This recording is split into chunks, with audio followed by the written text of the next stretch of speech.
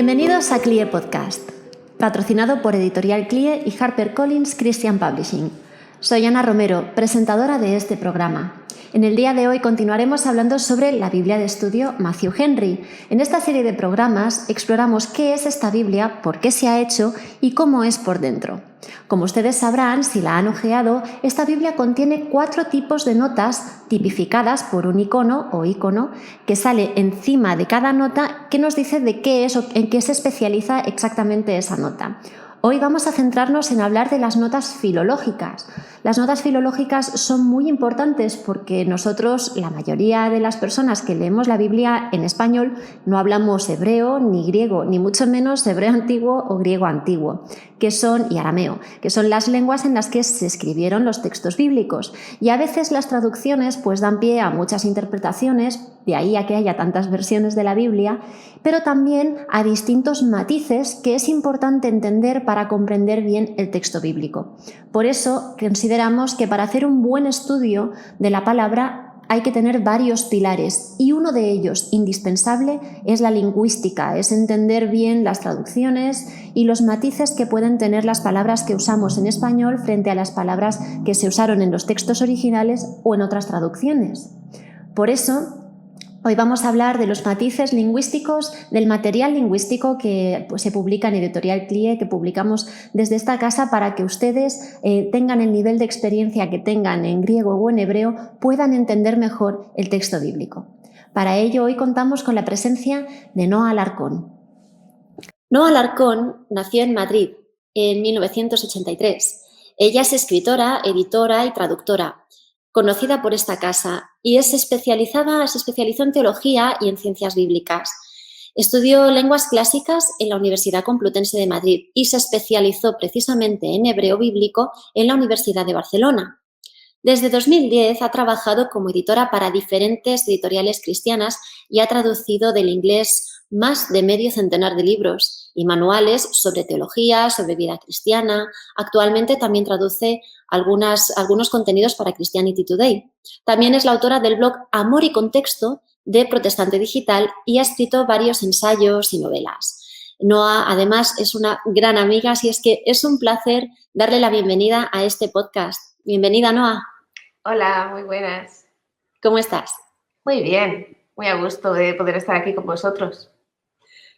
Fenomenal. Muchas gracias por haber aceptado esta invitación y por compartir tu experiencia y bueno, tu labor, tu profesión con nosotros para poder participar en este podcast.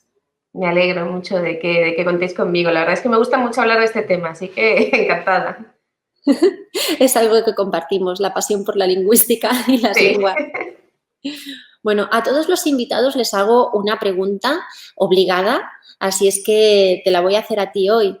Y es básicamente, ¿cuándo conociste esta Biblia por primera vez? ¿Cuáles eran tus expectativas cuando llegó esta Biblia a tus manos?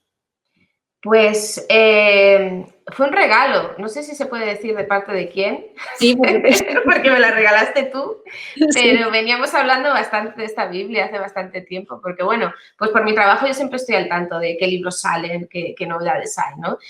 Había, como un año antes de que saliera, yo había escuchado hablar de la revisión, de la Reina Valera revisada que se había hecho, me había parecido muy interesante el trabajo, entonces tenía muchas ganas de conocerlo. Y nada, pues aquí se me presenta Ana con un regalo así de bonito, pues nada, la felicidad absoluta, porque hay regalos que te sientan bien, hay regalos que son maravillosos y este fue como, ¡hala, qué maravilla! Así que yo pues súper feliz de recibirlo, ya ves. Una Biblia de estudio para mí es como, vamos, lo mejor. ¿Qué esperabas cuando abriste la Biblia después de ver toda la promoción y de ver todo lo que se había dicho de esta Biblia? ¿Esperabas tal como la encontraste o hubo cosas que te sorprendieron? Hombre, me sorprendieron para bien muchas cosas, pero desde luego estaba a la altura de lo que se había dicho, de lo que se había explicado. O sea, lo que yo había escuchado era sobre todo eso, ¿no? Que las notas, ¿cómo decirlo? La sensación es que estaba llena, no solo rellena, ¿no?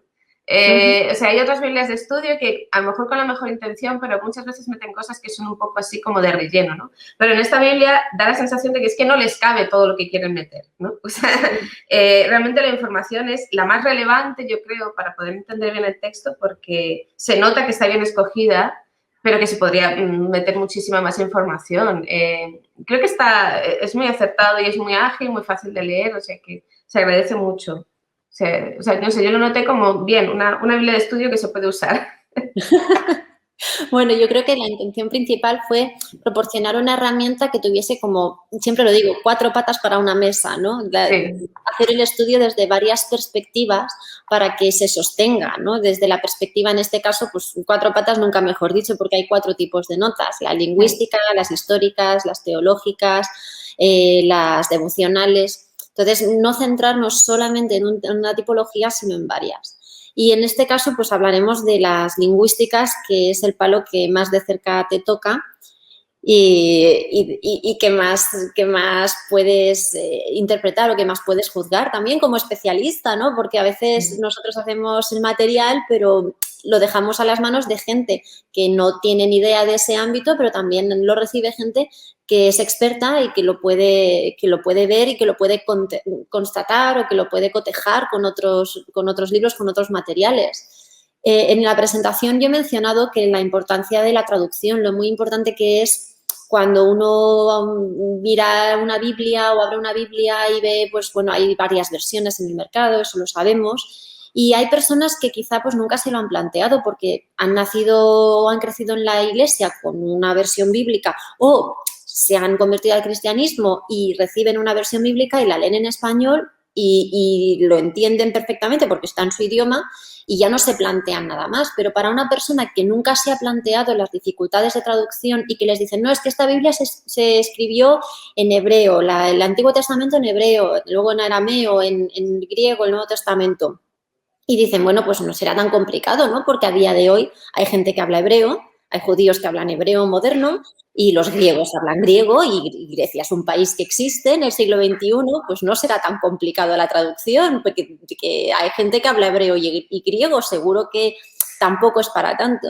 ¿Qué dirías a las personas que quizá carecen de ese conocimiento de cómo han evolucionado estas lenguas a lo largo de los tiempos y de lo complicado que puede llegar a ser una traducción de estas características? Claro. Lo más importante es señalar que nosotros ya no entendemos no solamente la lengua, una cosa es la lengua, las palabras, ¿no? Así en frío, pero para poder entender una lengua tienes que entender la cultura en la que se escribió y nosotros estamos muy lejos de esa cultura. O sea, nos separan 2000 años, nos separa toda la historia de Occidente, toda la historia de Europa, ¿no? Claro, Entonces, mínimo, 2000 años mínimo. En las partes o más sea, antiguas claro, las de la partes Biblia. del Nuevo Testamento, o sea, siendo muy optimista, ¿no? Pero claro, las antiguas, claro, entonces la lengua se forja en lo cotidiano, en cómo te pones los zapatos, cómo sales de casa, qué te llevas antes de salir, cómo te organizas para hacer la comida. Quiero decir, realmente las lenguas se forjan ahí y estamos muy lejos de entender esa clase de cultura. Por eso es muy necesario estudiarla y por eso es muy necesario entender bien el contexto, ¿no? El lenguaje es, no sé quién lo decía esto, pero el lenguaje es un arma que es capaz de forjar y de destruir imperios, ¿no? Entonces es de sabios acercarse a estas lenguas antiguas con ese respeto y esa sabiduría de decir, bueno, tenemos muchos puntos en conexión porque, por ejemplo, compartimos el español tiene ciertas conexiones con el griego, por ejemplo, ¿no? Incluso con el hebreo en algunas cosas. Pero claro, hay que entender cómo cambian las lenguas con el tiempo. Hay un ejemplo que es con mi nombre, ¿no? Mi nombre, que es Noa, aparece en Números 27, es uno de los pasajes más antiguos escritos de la Biblia. Nadie sabe muy bien qué significaba entonces Noa, esa palabra. De hecho, yo tuve una conversación muy rara con profesores en la universidad al respecto de esto, ¿no?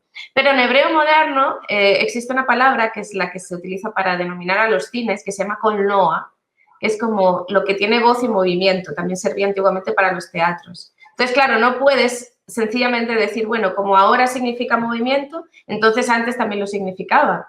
Aunque sea un nombre propio que aparentemente no tiene mucha importancia, no puedes hacer ese trasvase hacia atrás. No puedes decir si esto significa ahora, significaba entonces. Tienes que hacer el trasvase al revés, desde lo que significaba entonces a lo que significa ahora. Y a veces es muy difícil hacer ese rastreo. Y del mismo modo que no se te ocurriría traducir esta parte de números como alguien que ha ido al cine, ¿no? Por así decirlo, ¿no? Es decir, no utilizas esa clase, no existe esa clase de contexto. Por eso yo creo que tenemos que conocer muy bien el contexto, el lugar en el que se hacía. Y las notas filológicas son muy importantes, pero Una cosa que me gusta de esta Biblia es que no están solas, no es solamente un análisis filológico, sino que viene acompañado de las notas del contexto, de las notas devocionales, que amplían esa visión que es en sí de la lingüística. Claro. Claro, es que a veces también, pues lo que decíamos, ¿no? 4 patas para una mesa, porque a veces cuando nos centramos solo en una parte y solo en la lingüística, y también conozco gente que se obceca y que quiere hacerlo pues lo más preciso posible, la palabra exacta, y luego pierde un poco la visión de que en este contexto actual una persona que lee eso tal cual se escribió no lo va a comprender, porque hay, aparte de que hay giros de lenguaje, Claro. de que hay pues, maneras de hablar que se han perdido, pues son las costumbres o cuando se es muy fidedigno al texto y se ignora quizá la interpretación, porque todo el traductor tiene que interpretar. Tú como traductora eso lo sabes también. Totalmente. A veces sacrificas un poco la literalidad porque lo importante de un texto, sobre todo cuando traduces un texto antiguo, es que llegue al lenguaje moderno. Y sobre todo hay que entender la intención con la que se escribió el texto. La Biblia no se escribió, tanto el Antiguo como el Nuevo Testamento, no se escribió para tenerlo ahí como bonito, bien puesto. Pues hemos escrito un texto, pero nadie lo toca. Se escribía para leerlo, se escribía para vivirlo, se escribía para que la gente, incluso la más sencilla del pueblo, la pudiera entender. Y cuando se traduce eso a las lenguas modernas, hay que traducir ese espíritu de la letra, es decir, hay que hacerlo de la manera en la que esa misma gente, incluso la más sencilla de todos, la puedan entender. Entonces, por eso es muy necesario prestar atención a esos cambios. Claro. Entonces, pues también cuando alguien está muy obcecado solamente en traducir de forma literal o en ser fiel, a veces incluso es que ya no solo por traducir esos giros de lenguaje, es que a veces incluso uno se va a la estructura del idioma original. Claro. ¿No? Todo que haya estudiado latín, por ejemplo, las primeras traducciones que uno hace cuando le dan textos de César o lo típico, ¿no? Cuando todas esas traducciones son farragosas de leer porque se acercan demasiado al idioma original y no es la forma natural que tenemos nosotros de estructurar, pues, sujeto, verbo, predicado, en los puntos. Eso nos pasa pues desde el inglés, nos pasa desde cualquier lengua, pero cuanto más antigua la lengua, quizá más se nota. Claro, hay que pensar que, por ejemplo, los hebreos, en la época original en la que se escribió, no tenían signos de puntuación. Sus signos de puntuación eran palabras dentro del texto. Entonces, hay veces que si tú haces una traducción muy literal del texto, bueno, lo puedes entender. Otra cosa es que puedas aplicarlo. O sea, es imposible, es lo que tú dices, es farragoso. Porque tienes un montón de palabras que nosotros, en nuestro lenguaje, en nuestra sintaxis, sustituimos por puntos, por comas. Ellos no sabían hacer eso. El lenguaje es algo que ha ido evolucionando con los siglos. Es una cosa muy compleja, ¿no? Y muy bonita, pero pasa eso. Claro, lo que dices, a veces nos obsesionamos por la palabra en sí, ¿no? La palabra bíblica, la palabra exacta, pero tan importante es la palabra como la sintaxis, como, por ejemplo, la fonología. Por ejemplo, en Salmos pasa mucho que juega mucho con el sonido de las palabras en hebreo, ¿verdad? No sé cómo se va a traducir, pero tú tienes que estar pendiente de eso y tienes que ser consciente de eso, sabiendo que eso existe en el texto original, aunque tú al final no puedas traspasarlo, volcarlo a la lengua moderna, pero sí tienes que respetar que eso existe, ¿no? Y ver de qué manera, en qué límites puedes de alguna manera reflejarlo. Claro, yo creo que lo bonito también de la época en la que vivimos es la variedad que tenemos, porque podemos consultar distintas traducciones de la Biblia, claro. Que eso hace no tanto, hace 20, 30, 60, 100 años, que de un texto que tiene más de 2000 años de historia, 100 es anteayer o ayer, si me apuras. Sí. Tener la disponibilidad, la variedad de traducciones bíblicas, la variedad de versiones, yo creo que también como lectores nos ayuda a entender mejor cómo varias personas lo han interpretado y han hecho su mejor esfuerzo para traerlo a nuestra lengua materna o a nuestra lengua de uso, que es el español, y ver, pues así, la mejor aproximación al texto origen, ya que no hablamos hebreo antiguo ni griego koiné en nuestro día a día, pues la mejor aproximación, yo creo que cuantas más traducciones hay para hacer un estudio bíblico, más perspectiva o más colorido nos da para entender lo que quizá decía el texto original. De todas formas, pues eso, nosotros hemos tratado de brindar esto.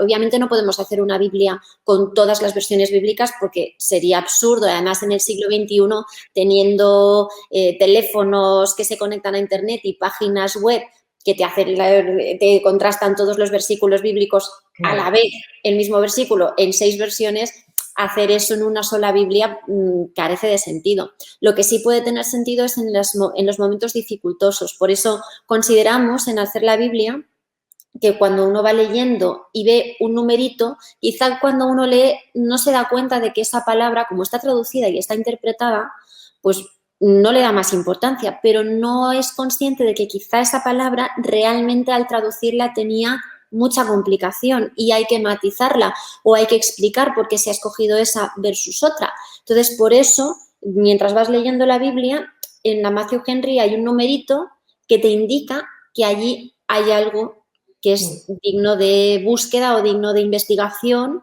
y que puedes iniciar la investigación leyendo la nota a pie de página. Claro, nosotros en CLIE hemos utilizado pues, material de la editorial que, claro, no habíamos hecho nunca Biblias de estudio, pero libros de estudio ya llevamos unos cuantos años, nos aproximamos a los 100. Entonces, algunos materiales, tengo aquí detrás alguno, del hebreo, el Kelly Delitzsch, para el griego del Nuevo Testamento, la de Robertson, como es la Biblia Matthew Henry, el comentario de Matthew Henry lo tradujo Francisco Lacueva, gran especialista en griego, que tiene un interlineal de griego al español, y también hay muchas notas en el Nuevo Testamento de Francisco Lacueva del interlineal. Claro, con estos materiales lo que hemos intentado es darle como esa profundidad. Sé que tú conoces algunos de estos materiales. Sí, sí, sí. ¿Nos puedes hablar un poco para las personas que no los conocen? Bueno, yo estaba disfrutando mucho del de Delitzsch de Isaías. O sea, estoy ahora como en modo, o sea, si uno se pudiera casar con los libros, esa sería yo. Serías un poco polígama también, ¿eh? Porque muchos libros. Sí, es un poco como, bueno, vamos a dejarlo, tenerle cariño. No, pero es verdad, es que realmente se disfruta mucho. O sea, lo había conocido, había echado un vistazo antes al de Jeremías, ahora he podido estar mirando bien el de Isaías por diferentes razones. Y yo creo que, por ejemplo, que es el que se ha usado, por ejemplo, he estado mirando para el podcast, ¿no? Especialmente el libro de Isaías y cómo se relaciona lo que viene en el libro de Delitzsch con lo que pone en la Biblia de Matthew Henry, y ves cómo utiliza los recursos de esa manera tan maravillosa y te das cuenta de que es muy necesario, o sea, es muy útil la Biblia porque lo que hace es hacerte accesible los diccionarios, los materiales y abrirte la puerta también, como luego pone la nota de qué autor es en la propia nota de la Biblia, luego te dice de qué autor es, tú luego puedes buscarlo al final, pues luego puedes acudir a profundizar todo lo que quieras, ¿no? Y creo que eso es fantástico. En especial el libro de Isaías es que yo, por ejemplo, tengo mi diccionario de hebreo que es fabuloso, es un diccionario maravilloso, es de los mejores que existen, lo trato casi como a otro de mis hijos, pero claro, tú tienes que tener mucho criterio como para saber qué palabra encaja en qué contexto, para entender en qué momento está bien sacar cierta etimología, en qué momento no, para cada texto diferente, porque claro, el texto hebreo, por ejemplo, del Antiguo Testamento fue escrito durante un periodo de tiempo muy amplio y la lengua fue evolucionando, entonces el texto hebreo refleja diferentes tipos de hebreo en diferentes momentos históricos, como que tienes que ser muy consciente de eso, ¿no? Claro. Es un bloque.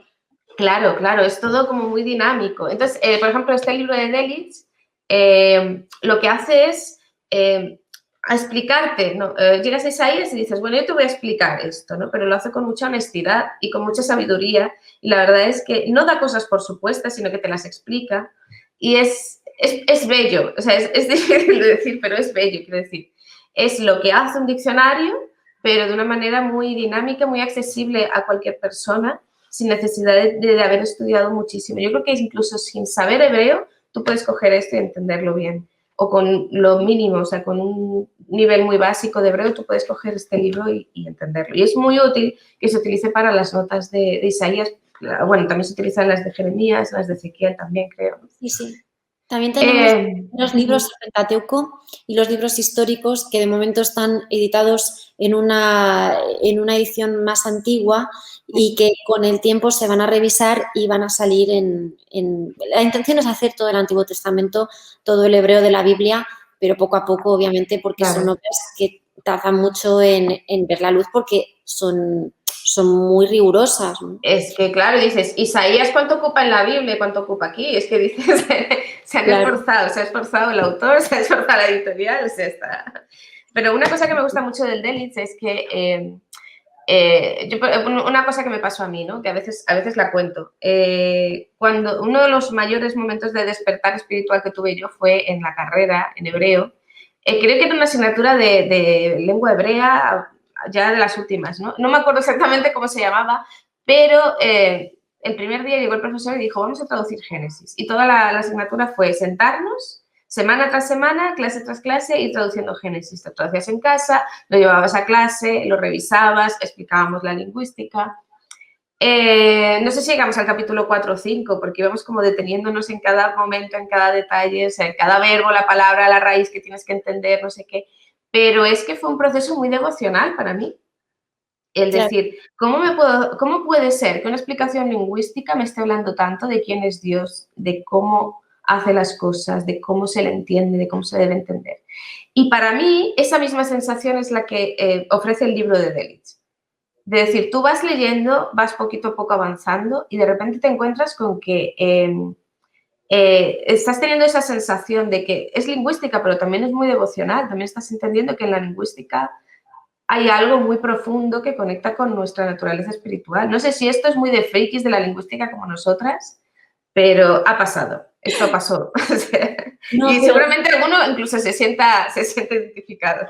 es que al fin y al cabo yo también lo comprendo, porque punto y aparte de que nosotras tengamos una tendencia a analizar la lengua y a amar la lengua, también es verdad que Dios se manifiesta a través de todo, se manifiesta a través del mundo, de nuestras vidas, de nuestro testimonio, pero la manera que tenemos de estudiarlo, la manera que Él escogió para compartir con nosotros fue mediante la escritura, mediante el dictado, la escritura y por tanto luego de las traducciones. Y el hecho de que esa fuera su manera escogida para revelarse y para que nosotros pudiéramos entender no solamente quién es, sino cómo es y cómo se manifiesta e interpretar lo que nos sucede alrededor con el filtro de la Biblia, que al fin y al cabo es palabra escrita, tiene mucho sentido que la revelación escritural sea precisamente una de las maneras más directas de entender no solamente el mensaje, sino de entender a Dios Claro, como sí. en su persona. Claro, es una de tantas capas, o sea, Dios no es un monolito tampoco, es una persona y todas las personas estamos formados de muchas cosas, ¿no? Y yo Sí. creo que la manera de poder entenderlo también desde la lengua en la que Él se mostró y se explicó por primera vez es una de esas cosas súper bonitas que tienes de este proceso, ¿no? Claro, claro. Bueno, nosotros, la verdad es que cuando digo los lingüistas, como siempre barremos para casa, yo sé que nos lo llevamos todo a este terreno, pero sí es cierto que para las personas que nunca se lo han planteado, quizá descubrir una nota filológica les abra todo un panorama que antes desconocían y que además quizás sí saben muchos versículos de memoria, mucha gente que utiliza la Biblia o recitar ciertos versículos o ciertos salmos o ciertas partes de la Biblia de memoria y les brinda consuelo y les brinda una tranquilidad espiritual y es un acercamiento a Dios. Pero luego de repente están leyendo en una Biblia de estudio, por ejemplo en esta Biblia de estudio, y ven que ese versículo que se saben de memoria o que ese versículo que recitan cada día y que les brinda tanto consuelo, de repente pues tiene otra dimensión que nunca se habían planteado y eso no le resta, no quita que ese versículo o ese fragmento de la Biblia sea tu consuelo y sea tuyo, ¿no? Pero de repente toda esa ventana de qué es lo que nos ha querido decir pues el salmista en los salmos, ¿no? Si es lo que uno recita, o el evangelista en los evangelios, en el Nuevo Testamento, ¿qué nos ha querido decir con esta palabra? De repente se nos abre una ventana de interpretación. ¿Tienes algún ejemplo que quieras compartir con nosotros de algo que se parezca a esto? Yo tengo algunos. O sea, he ido cogiendo, o sea, he ido tomando así con calma. Tengo unos cuantos. Tengo algunos del antiguo, otros del nuevo. A mí el que más me ha gustado de encontrarme con esta Biblia ha sido precisamente en Isaías, que es uno de mis pasajes favoritos porque es, bueno, a ver, esto ya es muy filológico, o sea, muy lingüista. Es uno de mis pasajes favoritos porque es muy difícil de traducir. Cada Biblia lo hace lo mejor que puede y es casi imposible de traducir bien. Entonces, claro, tener una Biblia de estudio que te lo explica es una joya. No es un pasaje aparentemente muy conocido, pero es muy relevante. Os lo voy a explicar. Es Isaías 54:11, ¿vale? O sea, se supone que Isaías 53 es cuando se presenta el siervo del Señor, esa gran profecía sobre el Mesías, ¿no? Ese texto que todos conocemos que siempre nos reverbera, ¿no? El varón de dolores, tal. Pero es que sigue en el 54, sigue explicando qué es lo que pasará cuando él llegue, ¿no? Claro. Entonces ahí es cuando toda esa poesía de Isaías, que es una maravilla, explota y entonces empiezas a ver capas y capas y capas de significado dentro del propio lenguaje. Entonces, por ejemplo, una de las cosas súper importantes es que Isaías 54:11, os lo leo, dice, pobrecita, fatigada con tempestad y consuelo, se refiere a Jerusalén. He aquí que yo te cimentaré con piedras de turquesa y sobre zafiros te fundaré. Tus baluartes haré de rubíes, tus puertas de piedras de turquesa y toda tu muralla de piedras preciosas. Dices, no parece que sea un texto muy importante. Pero es que te vas a las notas que pone aquí en la Matthew Henry al final y la referencia cruzada es Apocalipsis 21:19, que es la Nueva Jerusalén, tiene exactamente la misma descripción que este texto. O sea, Claro. está hablando de la reconciliación final. O sea, es muy bestia este texto porque es como, ves, hay capas de historia, de tiempo, ves cómo se cargan el concepto de tiempo lineal, no sé cómo explicarlo, es una preciosidad. Tú estás viendo cómo Isaías está en un momento de la historia muy anterior a Jesús y luego el autor de Apocalipsis toma este texto para que quienes estén escuchando o leyendo el texto de Apocalipsis se acuerden de que esto ya se había dicho y utiliza la misma expresión, el mismo concepto, el de las piedras preciosas, el de la ciudad que está restaurada, que va a ser nueva. Es una cosa que se nos repite una y otra vez. Entonces, ¿qué es lo que pasaba cuando la gente de su momento de Isaías leía esto? Por eso es importante. Me gusta una cosa que dice Delitzsch. Espera, voy a buscarlo aquí. Porque, por ejemplo, hay un problema con lo de la Reina Valera, revisada, ¿no? Se dice, yo te cimentaré con piedras de turquesa y sobre zafiros te fundaré. Pero ese sobre piedras de turquesa nadie está muy seguro de qué significa. Entonces, Delitzsch te lo explica. Él dice que es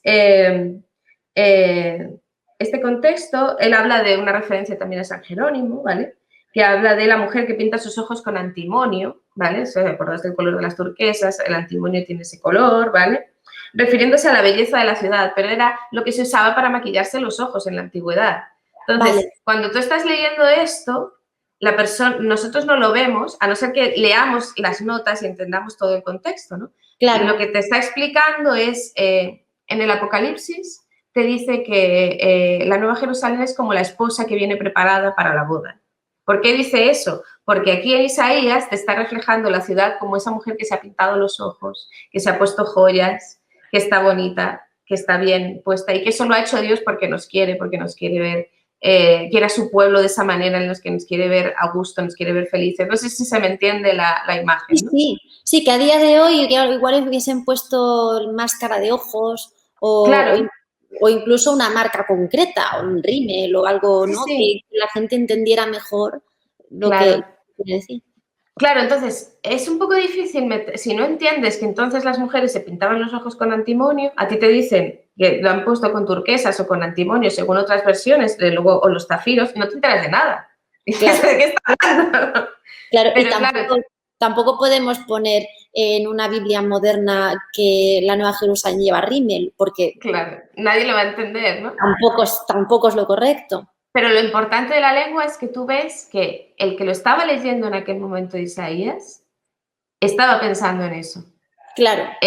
Cuando en Apocalipsis Juan retoma este texto para explicar cómo es la Nueva Jerusalén, estaba pensando en esto. Entonces eso es lo importante de la lengua, no solamente las palabras que utilizas, sino a qué cosas te recuerdan. Claro. constantemente, ¿no? No sé, este es a lo mejor un poco más complicado, pero es uno de mis favoritos de ver. Qué bien te lo ha explicado Delis, que es una cosa complicadísima de explicar, ¿no? Claro. Entonces, esas discrepancias de la traducción que parece que hay en este texto entre las diferentes versiones de la Biblia, en realidad no son discrepancias, es que no existe una palabra en castellano, no existe el concepto de pintarse los ojos con antimonio, entonces no podemos explicarlo, tienes que explicarlo en las notas. Claro. Esa es la idea, ¿no? Claro, totalmente. Es que, claro, para entender estas lenguas también uno tiene que invertir una cantidad de tiempo y de trabajo y esfuerzo, porque, Claro. porque por mucho que leas, si no tienes un trabajo, si no investigas, y eso es muy difícil porque pues la vida, ¿no? Y que no todo el mundo tiene la oportunidad de dedicarse a estudiar o a entender el texto bíblico con profundidad por muchas ganas que tenga de hacerlo, ¿no? Hay que tener circunstancias que se lo permitan. Y por eso yo creo que es importante destacar quiénes eran Keil y Delitzsch. Keil y Delitzsch eran dos señores alemanes del siglo XX que dedicaron toda su vida a estudiar en profundidad el texto bíblico, el texto del Antiguo Testamento, el hebreo, tanto así que a día de hoy en la Universidad Pontificia de Roma, los estudiantes que estudian hebreo bíblico, los propios profesores de lingüística de la Universidad Pontificia de Roma les dicen a sus estudiantes que utilicen a Keil y Delitzsch, dos autores protestantes, evangélicos, que no son católicos, pero que son de la mejor especialidad que hay para estudiar y entender el texto bíblico en hebreo, porque dedicaron toda su vida y todo su saber, además que eran dos prodigios lingüísticos, eran dos personas con muchísima capacidad, a hacer este análisis y a recoger todo el texto bíblico. Y esto, pues hasta la fecha, todo este conocimiento no está disponible en español. Claro. Entonces, para hacer traducciones así, la verdad es que nos gustaría tener toda la colección completa hoy, pero tampoco estamos traduciendo desde el inglés, lo estamos traduciendo desde el alemán, lo estamos haciendo con Xavier Picaza, que es un grandísimo especialista. De los especialistas que hay ahora mismo en lengua española, yo creo que es la autoridad en el tema, profesor de la Universidad Pontificia de Salamanca, y él es el traductor al español, que claro, pues el hombre tiene muchas cosas que hacer y no están todos disponibles ya, pero la verdad es que la intención, claro, en la Biblia Matthew Henry, por ejemplo, pues se ha tomado todo lo que hemos podido de la colección de Keil y Delitzsch que tenemos actualmente disponible. Obviamente, CLIE va a continuar haciendo Biblias de estudio, la perspectiva filológica no la vamos a perder, y a medida que vayamos avanzando en el tiempo y tengamos más material disponible, vamos a ampliar algunos libros con algunas notas filológicas que no están en la Matthew Henry, no porque no sean interesantes, sino porque todavía no está el material traducido de forma correcta para los nuevos volúmenes, para las nuevas Biblias que van a salir.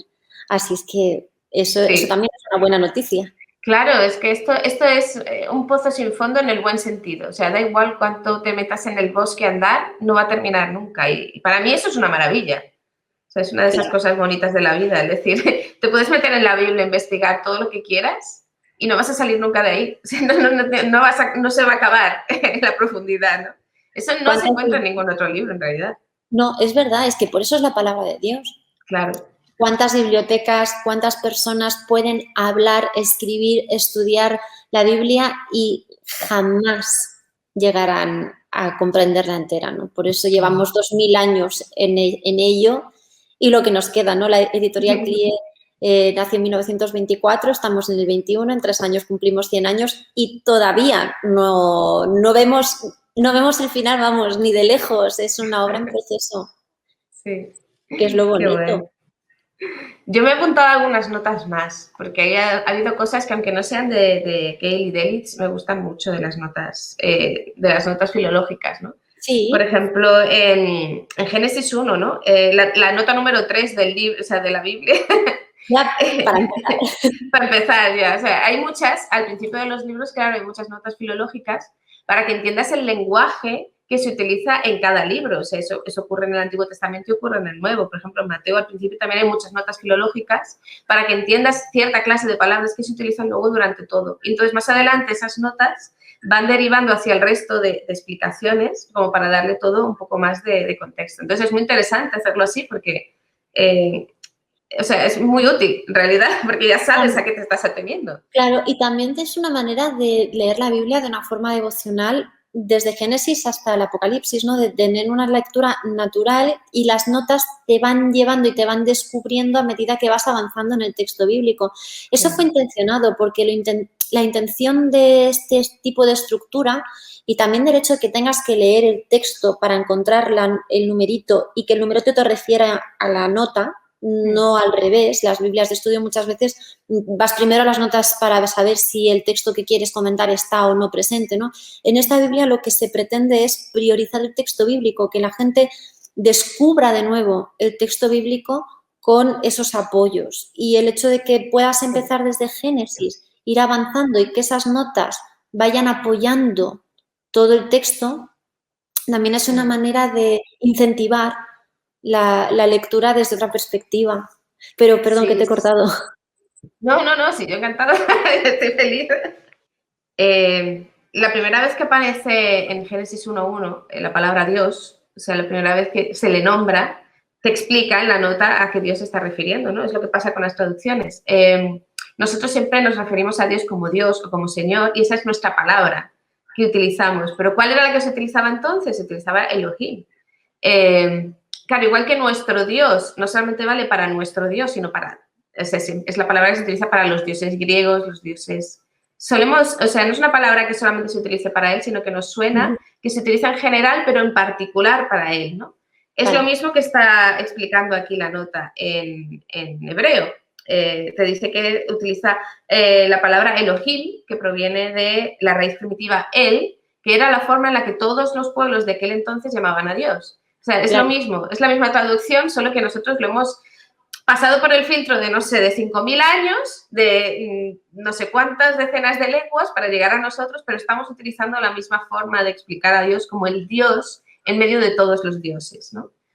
Me parece también una nota muy, muy bonita y claro, está aquí al principio. Y ya, pues para el resto de veces que lo vayas a leer, ya se te ha quedado ahí grabado, entonces ya lo vas a leer siempre así. Es que es una cosa curiosa porque en la Biblia en hebreo no se refiere a Dios o al Señor como nosotros en la Reina Valera, en nuestras versiones, pues tenemos como mucho una o dos maneras de referirnos a Dios. Dios y Señor. Y a partir de ahí, pero en hebreo había muchos nombres para Dios, había una variedad también depende del momento histórico y de la función que tuviese el vocativo, ¿no? Para qué se lo invocaba a Dios. Entonces, eso se pierde. Es una lástima. En nuestras traducciones no tenemos, lo englobamos en un solo nombre que lo significa todo, pero esos matices también son interesantes recuperarlos. Claro, porque también te hacen ver que o sea, la forma de pensar que tenían entonces y de pensar en Dios no es tan diferente a la que tenemos ahora, ¿no? O sea, ahora también nos planteamos quién es Dios, quién es el Dios del cristianismo en medio de todos los dioses que han existido. O sea, es la misma pregunta que se hacen en aquel momento, ¿no? Cuando el autor se pone a escribir Génesis 1, lo que quiere es responder también esa pregunta, ¿no? O sea, no somos tan diferentes, por eso es un texto vivo. Porque aquellas preguntas que significaban algo en aquel entonces siguen significando algo. Y esas cosas son las que esta Biblia de estudio te ayuda un poco a descifrar, ¿no? De una manera al menos básica, ¿no? Que veas que hay mucho más en donde meterte, mucho más en lo que profundizar. No sé si estaba pensando alguna del Nuevo Testamento, porque si no yo me quedo aquí encallada en el Antiguo Testamento y no salgo, ¿eh? Estoy pensando... mostrar alguna cosa más del Nuevo, porque yo me quedo aquí perdida ya, o sea, yo ya tengo para semanas, así, solamente con Isaías ya tengo para semanas, así que pues digo, voy a ir. También he buscado algunas del Nuevo Testamento, aunque yo he estudiado griego y de hecho, o sea, yo sé griego y sé utilizarlo, por ejemplo, en las traducciones que he hecho muchas veces de comentarios bíblicos o de textos, ¿no?, de teología, sé lo suficiente como para saber tal, pero claro, uno no se va a sus pasiones, ¿no? Y la mía, pues claro, siempre ha sido el hebreo, así que... No, por supuesto. La cabra tira al monte. como, como especialista en hebreo, pues obviamente, sobre todo lo que a mí, que yo no soy especialista en hebreo, me interesa sobre todo tu opinión, porque yo leo a Broccoli Delich y entiendo algunas cosas y entiendo lo que hay y entiendo lo que dice, entiendo lo que explica, pero no tengo manera de contrastarlo tampoco, porque yo no tengo un diccionario especializado en hebreo en mi casa. Porque no he estudiado, no he dedicado tiempo de mi vida a estudiarlo en profundidad. Entonces, pues bueno, la verdad es que tener a alguien que sí lo ha hecho y saber su opinión, pues también es de mucho interés. Pero, por ejemplo, obviamente la Biblia pues se escribió en varios idiomas, en 3 en concreto, mayoritariamente en 2, y todo el Nuevo Testamento, todos los evangelios, que es lo que nos define a nosotros como cristianos en realidad, se escribió en griego y, de hecho, todas las citas, que esto mucha gente no lo sabe, todas las citas que aparecen en el Nuevo Testamento del Antiguo Testamento, incluso las que están en boca de Jesús y de los apóstoles, no están en hebreo, están en griego, están en la traducción del Antiguo Testamento, la primera traducción que nosotros hemos heredado, por así decirlo, del hebreo del Antiguo Testamento al griego koiné, que era la lengua moderna de la época, que era lo que ellos citaban. O sea, ni siquiera ellos citaban la Biblia en su versión original. Que eso Claro, también... es que hay que tener en cuenta que el texto está vivo hasta ese nivel en el que tú necesitas leerlo en una lengua que te resulte cercana para poder vivirlo. Por eso es tan importante las traducciones, por eso es tan importante honrar todo el trabajo de los que vinieron antes que nosotros, hicieron esa labor lingüística monumental para poder entenderlo. Porque es lo que pasaba con Pablo, es lo que pasaba, sobre todo en las cartas de Pablo se ve mucho. Él trabajaba con la Biblia, la traducción, la Septuaginta, la Biblia en griego, aunque él sabía perfectamente hebreo y él sabía usar la Biblia hebrea, pero sabía que todos los que iban a leer sus cartas entendían mejor el griego. Entonces él dice, pues no pasa nada, pues vamos a usar la traducción griega, ¿no? Es una cosa que habla mucho de ese afán de que no es como otros textos, la Biblia no es como otros textos que son como muy metidos en hormigón, muy metidos en un armazón, no se pueden tocar, no se pueden manipular. Y dices, no, la Biblia no hace falta, no es manipularla, no en ese sentido. Pero quiero decir, hay otros textos sagrados que da la sensación de que no se pueden tocar, no se pueden mirar mucho porque son una cosa... Pero, sin embargo, la Biblia que se nos ha legado a nosotros es algo que nos permite trabajar en ella. Y eso también es un regalo. Se nos permite leerla, se nos permite explicarla, se nos permite profundizarla, que es lo que Dios quiere de nosotros. Que en la medida de las posibilidades de cada uno podamos meternos ahí dentro del texto y explorarlo y ver viendo esas pequeñas bellezas, esos pequeños puntos de luz que hay también, ¿no? en cómo ha ido cambiando. Así que es muy interesante también las notas que hay del Nuevo Testamento precisamente por eso, ¿no? Las notas ¿Puedes compartir alguna con nosotros? Sí, tengo muchas. Mira, me ha gustado muchísimo Mateo 5, que son las bienaventuranzas. Espera, te voy a buscarlo. Estoy en Hechos, no, ahí no voy a encontrar Mateo. Todavía me estoy acostumbrando. Porque claro, tiene tantas notas que normalmente tú ya tienes asociado más o menos dónde está cada cosa, pero no, luego resulta que no está ahí. Nada, cosas mías, cosas de los biblistas, que somos muy raros. En Mateo 5, por ejemplo, nosotros conocemos el texto como las bienaventuranzas, ¿no? Porque nuestra Reina Valera, pues, todo como bienaventurados, ¿no? Tal. Pero tiene la fortuna de tener la nota filológica en la que te explica cuál es la palabra bienaventurado y te da una visión, o sea, sin negarte que se pueda traducir como bienaventurado, pero si te dice, sí, es bienaventurado, pero es mucho más, ¿no? Es la nota 91 en el capítulo 5 de Mateo, en la que te explica cómo es la traducción de un adjetivo que normalmente también se podía traducir como feliz, como dichoso, pero no se queda solamente ahí, sino que te dice cómo se ha traducido también en otros momentos de la historia en inglés, también se ha traducido como bendito, ¿no? Te explica qué es lo que dice la Septuaginta sobre ello. O sea, tú tienes en una palabra solo todo un plano de, a lo largo de la historia, a lo largo de otras traducciones básicas, ¿no? Al menos el mapa general de qué ha querido decir, qué se ha entendido y en base a todo eso en conjunto, cómo podemos entender bien esa palabra que es bienaventurado, ¿no? Como es una parte tan importante del Nuevo Testamento como son las bienaventuranzas, ¿no? Como que no es solamente la prosperidad, sino que también tiene que ver con la alegría interna, con la felicidad de la persona. Claro. Es muy, muy bonito, es una nota, nada más es una nota, pero ya te está transmitiendo esa paz. Claro, y también hay otra parte, y es que cuando se tradujo bienaventurado, quizá en ese momento, en la primera traducción de bienaventurado, esa palabra en español llevaba toda esa carga. Pero a día de hoy, fuera del contexto cristiano o bíblico, no se utiliza la palabra bienaventurado.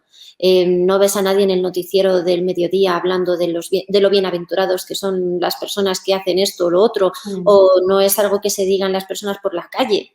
Las bienaventuranzas es algo claramente bíblico y que se ha quedado como relegado o reducido al lenguaje bíblico y, por tanto, todas esas dimensiones de la palabra que quizá en un inicio la persona que interpretó y tradujo la Biblia implicó todas estas connotaciones, pero que a día de hoy, precisamente por el desuso de esta palabra, en el propio español no las tenemos tan presentes. Claro, por eso también te explica que hay otras versiones, o sea, la propia, esta Biblia me parece súper interesante que te diga, en otras traducciones al español se utiliza otra palabra, ¿no? Claro, es que no solamente estamos hablando de la dimensión la propia traducción directa del texto, nosotros también cargamos, y creo que es una bendición, con una traducción al español que es la Reina Valera, que es la que solemos usar, que es la que se basa esta, que viene desde el siglo de oro, que ya tiene 500 añitos.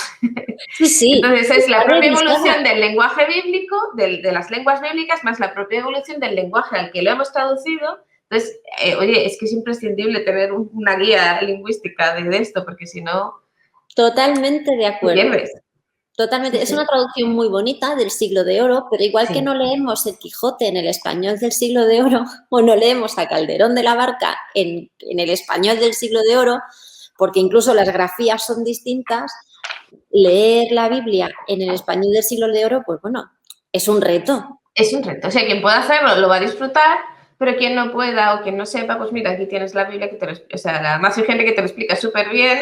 Claro, Tienes no, todo lo que necesitas. y además, oye, si Pablo citaba la Biblia en una traducción, pudiendo leerla en los originales, ¿por qué no vamos nosotros a tener la confianza en Claro. citar en nuestras traducciones, ¿no? Claro. Y en utilizar lenguaje más actual? Si Pablo utilizaba su lenguaje actual en ese momento, pues si los discípulos y el propio Cristo citaban la Biblia en el lenguaje actual del momento, pues ¿por qué nosotros vamos a ser más puristas que ellos? No, claro, claro. La idea es que el propio texto bíblico, y yo creo que también nuestro espíritu protestante evangélico nos permite, en gran medida, tener esa libertad de acercarnos al texto con libertad. Con la misma libertad con la que Pablo se acercaba a la traducción al griego para explicar las cosas. Y con la que nosotros nos acercamos al texto para entenderlo. O sea, lo que necesitamos es que el texto esté vivo para nosotros hoy. Y el texto nos lo permite. El Dios que está detrás del texto nos lo permite. Nos dice todas las herramientas que necesitas para que lo entiendas. Yo lo que quiero es que tú vivas esto. Claro. ¿Qué necesitas? ¿Una traducción nueva? ¿Una tal? No pasa nada. Vamos a hacer otra traducción. Quiero decir, no nos ceñimos a la lengua como algo monolítico, algo inflexible, sino que esa flexibilidad dentro de unos límites, ¿no? Dentro de los límites que hemos entendido que son de la buena interpretación, del buen análisis, ¿no? Por eso hacen falta buenos materiales. Nos permiten que la Biblia siga estando viva hoy para nosotros. Claro, claro. Bueno, y la intención con las Biblias de estudio sobre todo es que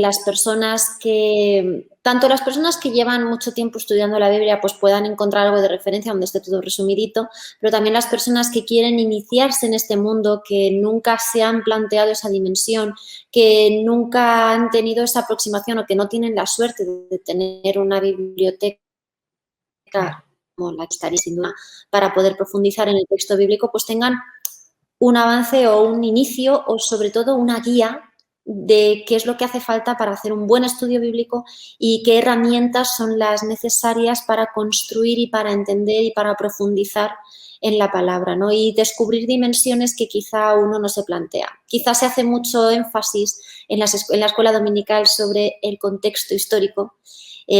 A otras personas en otros lugares se hace mucho énfasis en lo devocional, cuando uno llega ya a ciertos momentos de la vida cristiana, empieza a entender la importancia de la teología, de la dimensión teológica. Y pues ahora para mucha gente la dimensión lingüística quizá no es la más cercana, y descubrir esa dimensión pues también es una ventaja de tener una herramienta, de una Biblia de estudio que te proporciona distintas herramientas y te habla de cada una de ellas y te explica y te dice y te cita dónde puedes encontrar más. Eso es, sí, sí. Y de hecho creo que es una maravilla poder tener eso y poder leerlo y poder analizarlo. Es una de las ventajas. Yo creo que por eso me gusta mucho esta Biblia, porque es un poco como... es decir, bueno, pues ya está, la has abierto y ahora tienes todo esto y ahora te tienes que encargar de procesarlo, ¿no? O sea, no solamente son las notas, también me gustan mucho las referencias cruzadas que hay debajo, ¿no? O sea, el hecho de que tú puedas meterte y profundizar en el texto que hayas elegido todo lo que quieras, creo que es una buena noticia, me gusta mucho. ¿Cuál es tu expectativa como biblista, como usuaria de Biblias de estudio, para una línea de estudio como esta? Ahora que estamos todavía a tiempo de recibir sugerencias y de analizar qué es lo mejor para que sean útiles para el estudio. A ver, hay algo que es muy importante, que es el hecho de que todas estas Biblias de estudio al final son luz. Tenemos esta sensación de que nos tenemos que enfrentar al texto como a solas, ¿no?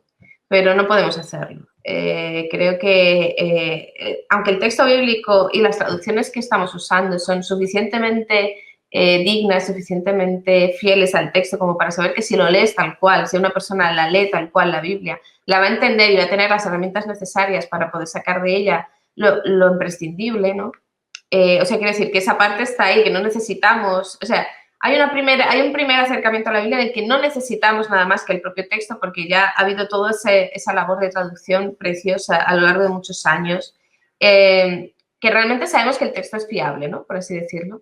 Pero claro, luego ya llega un momento en que en la vida cristiana, ¿tú cuántas veces te vas a leer la Biblia en partes o entera? Quiero decir, quien realmente tiene una vida devocional real, una vida cristiana real, tú vas a estar leyendo la Biblia toda tu vida. Y hay veces que se te queda corto ya. Depende un poco de la capacidad de cada uno y del contexto, pero creo que estamos en un momento histórico en el que también se nos plantean muchos retos acerca de cómo aplicar todo esto, ¿no? a nuestra realidad. Y cuanto más podamos entrar en esas capas, hay una frase que siempre me repetían mucho los profesores en la universidad, que era un dicho judío que decía: la Biblia tiene 70 caras.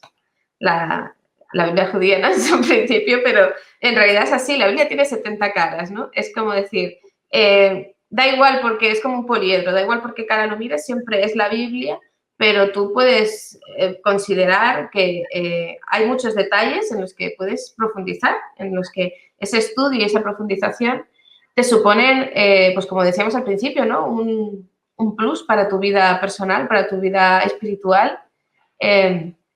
Y en eso las Biblias de estudio, pues claro, juegan un papel muy importante, porque no puedes... A mí una cosa que me maravilla de esta Biblia de estudio de la Matthew Henry es que yo no puedo tener todos los comentarios ni todas las referencias de las cuales han sacado las notas. Por mucho que quiera, nunca voy a llegar a eso. No me voy a leer todos esos libros. Puedo tener algunos, que son los que más me gustan, ¿no? Puedo estudiar algunos, pero tengo que elegir entre unos tantos, porque quiero decir, el tiempo y el presupuesto es limitado, ¿no?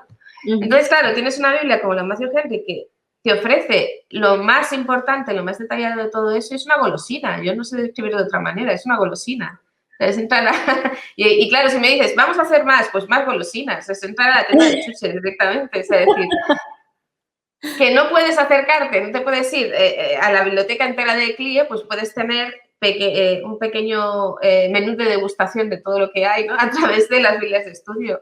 Y sobre todo las perspectivas pueden ser muy necesarias, yo creo que no solamente para la persona de cada uno, para la vida de iglesia, sino también para el momento en el que estamos. Necesitamos mucho entender que la Biblia sigue siendo relevante, pero tenemos que ser muy honestos en que no es solamente relevante porque nosotros lo decimos, tenemos que dar razones, y todas esas razones están en estas cosas que aparentemente no tienen mucho que ver.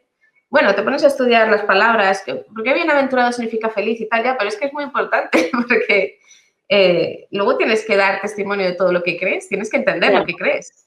Claro. Sí. No puedes hablar, no puedes replicar, no puedes evangelizar si no entiendes el evangelio, no puedes hablar de Cristo si no conoces a Cristo. Y la manera que tenemos de acercarnos a Cristo es mediante la palabra de Dios. Claro. Y ahí Por tenemos eso. que hacer nuestro mejor esfuerzo como cristianos para entenderla, porque como mejor la entendamos, mejor podemos hacer nuestro cometido, llevar a cabo nuestro cometido, que es compartirla. Pero Claro. no podemos compartir algo que no entendemos, eso desde luego. Mm.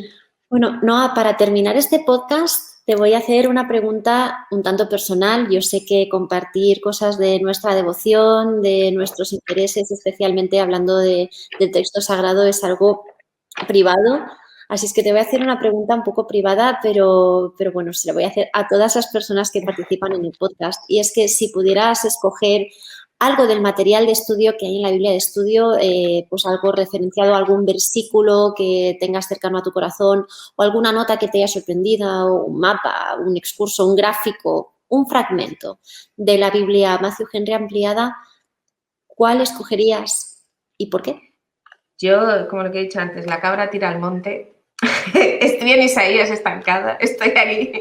Bueno, por muchas razones, ya hablaré. O sea, a mí no me importa nunca hablar de mi vida devocional, creo que es algo, bueno, no todo, ¿no? Pero alguna parte sí.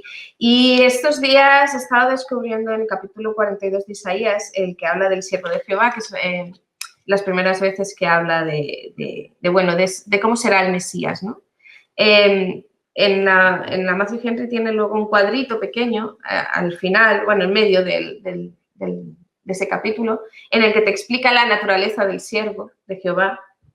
Es precisamente un texto de Delitzsch, de su libro sobre Isaías, y está aquí puesto como para iluminarte, ¿no? las dimensiones de esta cuestión. Me encanta cómo empieza porque te explica que tiene como, o sea, que lo que viene de antes, cómo se entendía de antes el siervo de Jehová, cómo te lo empieza a explicar aquí y qué relación tiene con luego la llegada de Cristo, ¿no? En el Nuevo Testamento. Te hace esa conexión temporal y hace que todo esté unido, que todo tenga sentido, de que sea un todo coherente.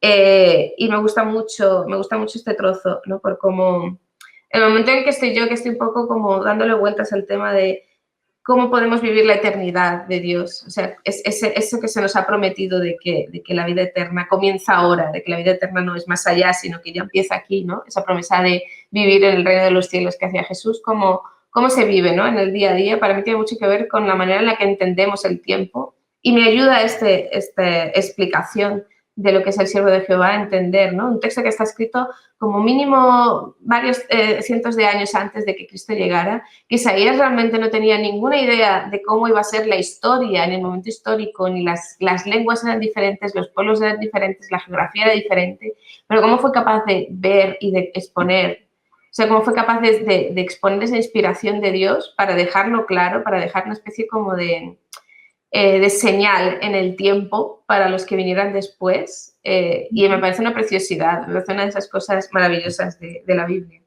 Y me gusta mucho este cuadrito porque lo resume súper, súper bien.